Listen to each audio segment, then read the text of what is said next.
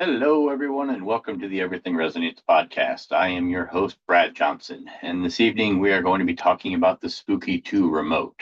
Going to be taking a little bit of a travel back in time, taking a look at the older school remote version 1s, as well as the newer, more refined remote version 2s. We will be talking about the primary differences between the two types of remotes, the advantages of how you load your DNA into to the remotes themselves. What is a remote? How does it physically work? As well as how do you hook them up? How do you get everything connected and physical things like that? We'll be talking about all those things tonight, as well as covering the differences between healing and killing modality approaches. How do you use one for the other? What type of timelines and expectations should you have for running these types of programs on a remote basis? Uh, Finally, we're also going to be talking tonight about the terrain protocol. Generally, where most people will start as a new user is doing detoxification. So we're going to cover that process tonight, both the using the software to do it and the process for loading it into the memory of the Gen X Pro, if that is something that you're interested in doing. I'll cover how to do both of those things tonight in tonight's recording. So bear with me, let me share our recording and we'll get going with this. Okay, so again, my name is Bradley Johnson. I am a holistic frequency practitioner based out of Lake of the Ozarks. I do have a 16-year background in wireless engineering and waveform modulation and propagation mapping. I am an ex-gold certified Spooky2 trainer. I was a certified trainer for them for 4 years, but because our differences in my opinions on truth and their opinions on not to want me to telling the truth, we are no longer partners. So I am launching my video recordings on my own now going forward without them overshadowing what I can and cannot say. And that's what this podcast is specifically designed to help people find is the right information for using these things successfully. However, the information that I am going to be covering in tonight's presentation may be a little detailed. So if you need help with it or slow things down or help you understand on a more one-on-one level, you are welcome to send me an email or visit my website for any help. I'll be more than willing to schedule a call with anybody out there to help with any type of radio frequency based questions. Feel free to just reach out and let me know. Okay, so before we get going, the following podcast interview is for informational purposes only. All content, data, opinions, views, products, and information is not intended for or meant to replace any official or professional medical advice.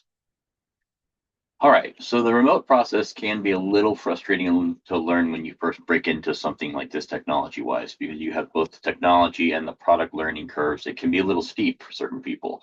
And for individuals who are kind of looking for the show me that it works before you actually step into using it, this is an option that might work best for you. My website offers multiple 12-day detoxification and 6-day detox or chemtrail specific programming, as well as custom detoxifications for anybody, any age, including pets. So if you have questions or you just want to track how effective something like this can be for you, please feel free to either reach out or give me a phone call directly, and I'll be more than happy to discuss with you how I can help. So what is a remote? The Spooky2 remote is a device that allows you to run healing and or killing modality frequencies with your DNA simply inside of it, meaning you don't have to be physically connected to it. You don't have to sit down and hold on to it or anything special like that. Quantum entanglement allows us to put our DNA from our fingernail inside of the remote system here. And when the coil itself inside here is energized and it energizes that DNA, it will energize the DNA inside of you, regardless of how far away you are. This is the understanding of quantum entanglement, and I'm going to introduce you to the understanding of the remote tonight. Okay, so if we take a little trip back in history, these are what's considered to be the remote version 1.0s. You'll notice that some of them have black foam, some of them have white foam, depending upon whether or not they were using magnets. And their primary focus was whether or not they were killing or healing and killing type of modality approaches. Now, one of the cool things about the old school remotes is that they had such a thin design on them that you could hook up multiple remotes on a single one generator. So two independent remotes could run different programs for each output on this particular setup. However, obviously with the newer, more refined model, it's a little bit more rounded and it won't allow you to do that anymore. But that was one of the cooler things if you do happen to have some of the older remotes still available. Now, hooking these particular remotes up were very specific relative to whether you were attempting to do healing or killing modality of focus. You would either connect the black ones to the MN or the magnetic north ports, and the white ones would connect to the BN or the bio north ports. Now, again, most of this is kind of irrelevant with regards to the current version software because the new software allows you to use the updated remotes to do both. You can do healing or killing, all controlled now in the settings. In addition to upgrading the kind of way or the cosmetic of how it looks and making out the more rounded edges and easier so that you don't cut yourselves, it is easier from how you put DNA into it. Obviously, the old school ones were just two open coils that you just had to slide your DNA down into your fingernail down in here in the middle of, and it was didn't move, it didn't close, it didn't do anything like that. But with these, you can actually open them up, put the DNA inside here in the white, and then once that's inside of there, then that will allow you to be able to run those frequencies from afar, from any distance. So the quantum entanglement process for how this works is a big, method of delivery, but it's not going to be your strongest method of delivery by any means. It is remote, so it's primarily a convenient factor.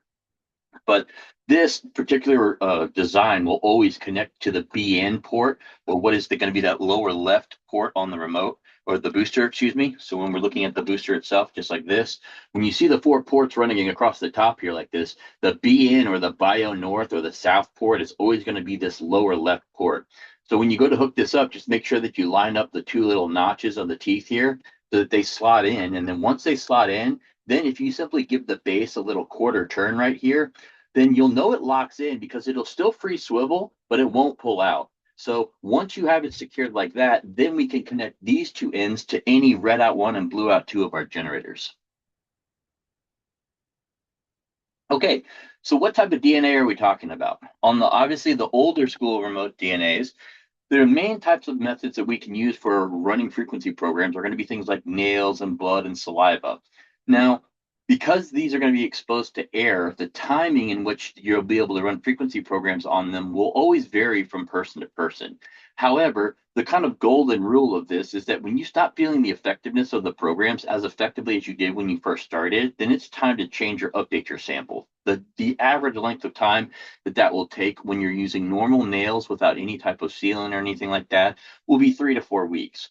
Now, with blood and saliva, that time frame is going to be a little bit faster, primarily because when they're exposed to air, they're going to be subject to drying quicker. So blood may only last you for about 3 or 4 or 5 days at most, and saliva 1 or 2 or 3 days at most. So please keep in mind that those samples are going to need to be changed out a lot sooner or more quickly than something like a nail sample that can last up to 3 or 4 weeks, depending upon how effective you're still feeling the frequencies.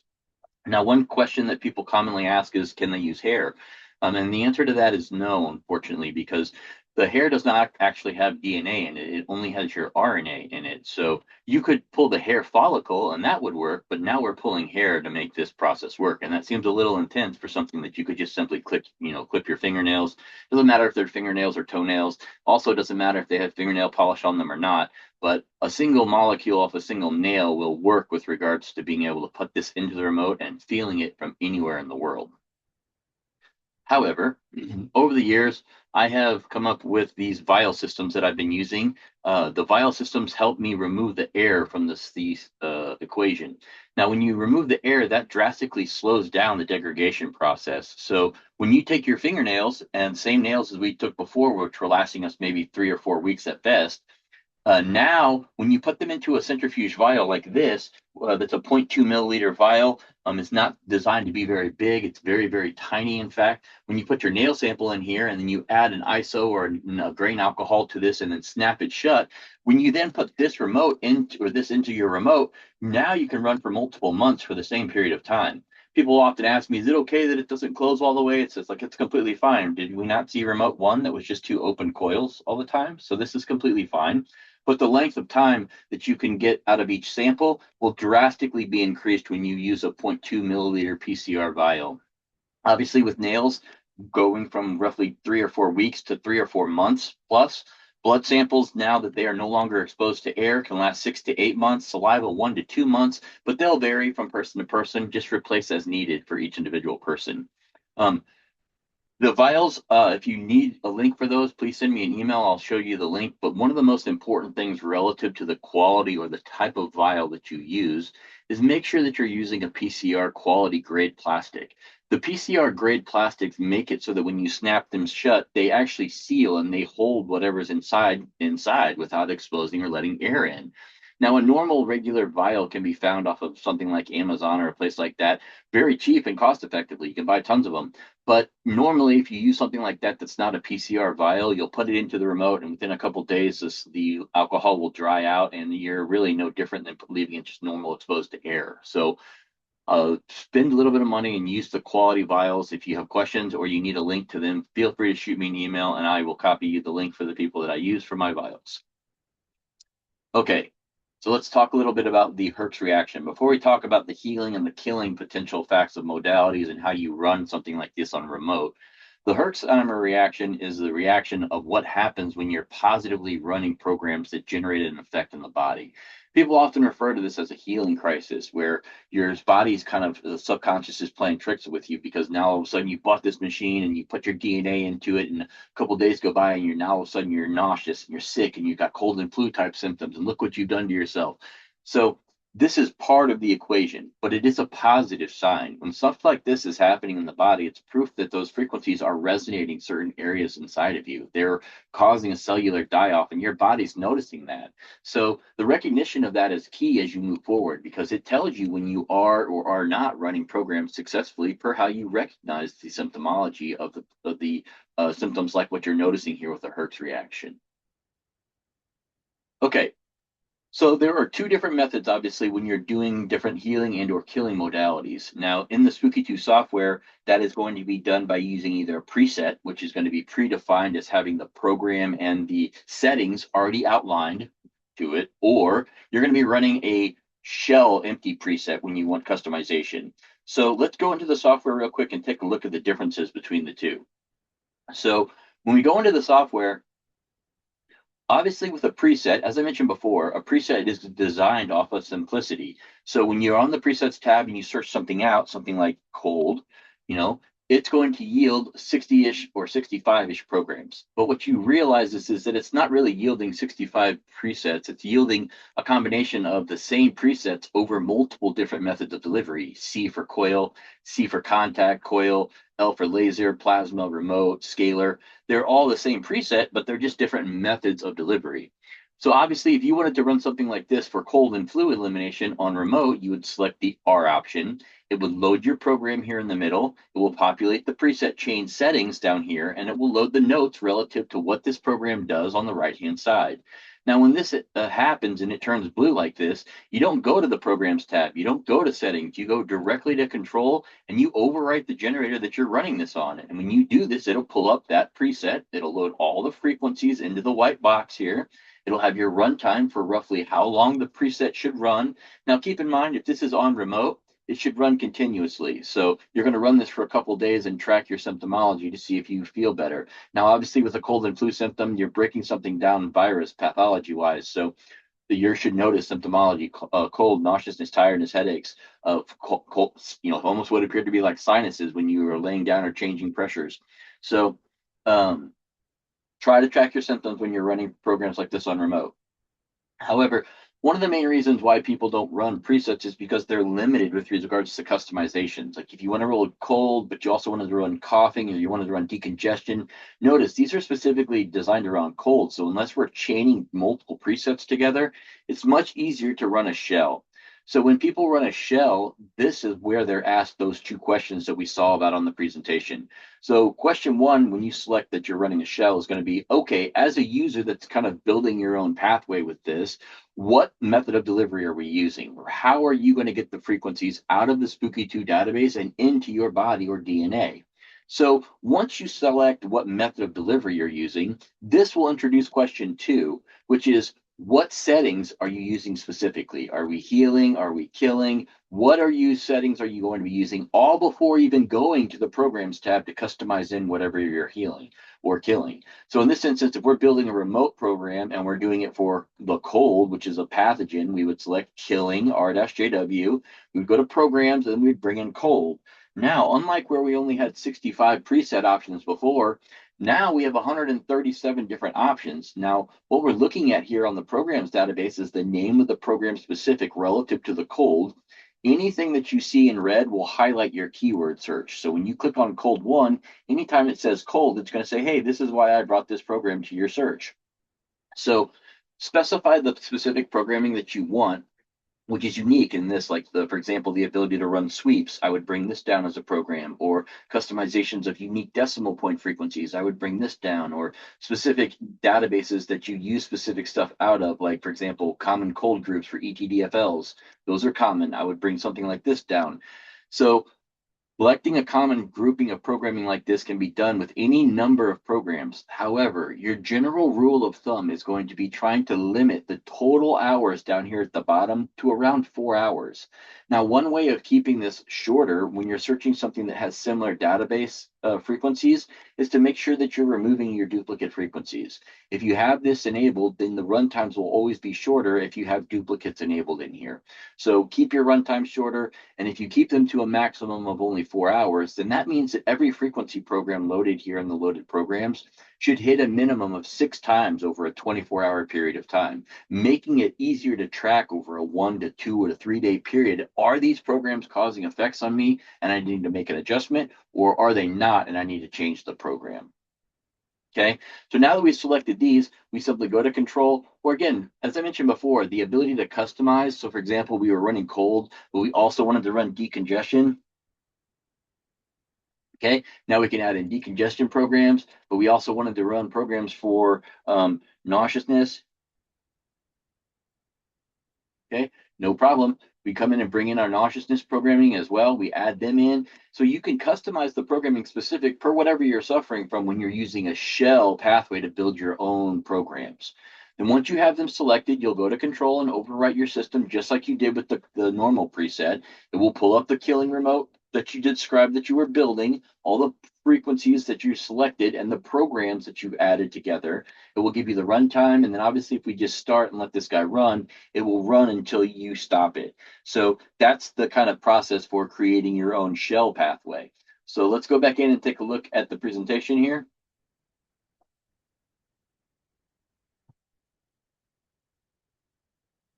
Okay, so those are going to be the two questions that you're presented with when you're running a shell is what is your method of delivery and what specific settings are you using? Now, the main reason that the Spooky2 system will require you to answer this is because the system isn't going to be integrated enough to know based off the programs that you entered. Oh, these one's healing and healing and healing, and this one's killing. Let me just change the settings over. It won't do that for you. And so that's why it's really important that you put all your healing modality programs together and all your killing modality programs together, and you run them accordingly with the right settings. Now, if any of you have additional questions about specific settings or the right or proper waveforms to use, you're welcome to send me an email. I do offer an advanced training class where I'll kind of take you behind the scenes and show you these are the correct ways for healing and these are the correct ways for killing, and the tracking of how you set up programming and presets correctly to have better effectiveness with the programming that you're choosing out of this database. Okay, so as I mentioned before in other presentations, you need to remember that with healing versus killing modalities, they are like two separate roads. They're going to have their own timelines that they have with regards to tracking. So something like healing modality is going to be a slower pathway, slower modality as in the type of car, the type of time it's going to take you to recognize that the effectiveness of the programs. So you need to allow more time because you're not going to have that same type of pathic die-off and that noticeable change of something happening in the body that you do with killing modality on that kind of faster timeline. So with healing modalities, give yourself anywhere between 5 to 7 or sometimes even 10 days. And most of the time with healing modality approaches, you won't be tracking symptomology. What you'll be tracking is the removal of issues that you were tracking as symptoms before. So, oh, I was having nauseousness or I was having headaches and now I'm not having them, or something along those lines will be more of your healing modality approach. Whereas with killing modality, this is going to be drastically faster because now we're targeting stuff. We're causing a cellular die-off inside the body that we're recognizing. We're actually relying on our detox mechanisms to help get it out of the body. But that process is much, much quicker. On average, it's anywhere between 1 and 3 days. Now, this will vary depending upon how sensitive you are, but this is a good way of running things on a consistent basis. If you're running with less than a 4-hour window, on a 3 to 4 day period of time, you should be able to start tracking symptomology of programs. And if you're not having symptoms, then change our programs. It's that simple.